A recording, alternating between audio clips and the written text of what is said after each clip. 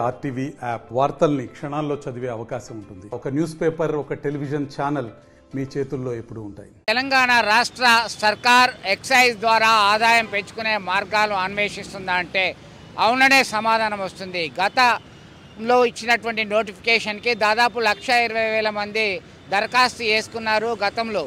అయితే తాజాగా ఈ నెల 18 రాత్రి వరకు దరఖాస్తులు తీసుకున్నారు. అనుకున్న స్థాయిలో దరఖాస్తులు చేయలేదంటూ వైన్ షాపుల దరఖాస్తులకి చేసుకునే సమయం ఈ నెల 23 వరకు పొడిగించారు. ఈ నెల 27న లక్కీ డ్రా తీస్తారు.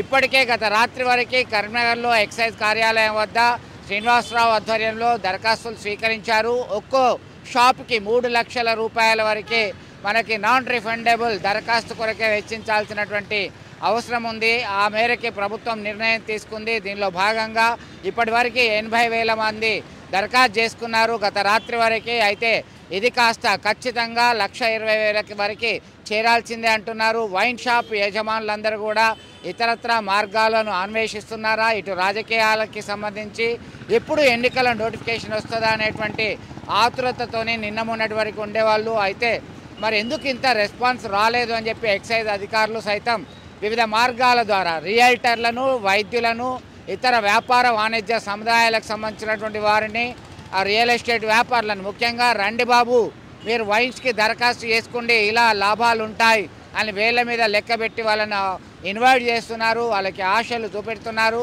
మొత్తం మీద వైన్ షాపు టెండర్ల ద్వారా ఆదాయం రావడానికి మార్గాలను ఎంచుకున్నటువంటి రాష్ట్ర సర్కార్ ఖచ్చితంగా అనుకున్న లక్ష్యాన్ని చేరాల్సిందే.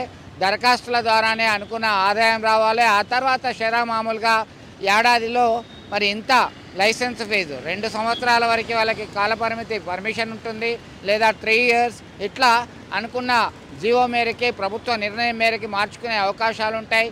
ఉమ్మడి కరీంనగర్ జిల్లా వ్యాప్తంగా ఆశావాహులు పెద్దగా స్పందించలేదు నిన్నటి వరకు.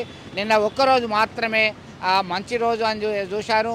నిన్న లాస్ట్ డే కాబట్టి నిన్న 18th అని చెప్పి లాస్ట్ డే అనుకొని చాలామంది రాత్రి వరకు దరఖాస్తులు చేసుకున్నారు. అయితే ఈ నెల 23 వరకు దరఖాస్తు చేసుకునే అవకాశాలు ఉండడంతో మరిన్ని డబ్బులు వస్తాయి, మరింతమంది దరఖాస్తు చేసుకునే అవకాశం ఉందని ఎక్సైజ్ శాఖ అధికారులు భావిస్తున్నారు. తద్వారా డ్రాలో ఎవరికి వస్తే వారు లక్కీ, లేదంటే ఆ 3 లక్షల రూపాయలు పోగొట్టుకోవాల్సిందే అనే వ్యాపార వర్గాల్లో తీవ్రంగా చర్చ జరుగుతుంది.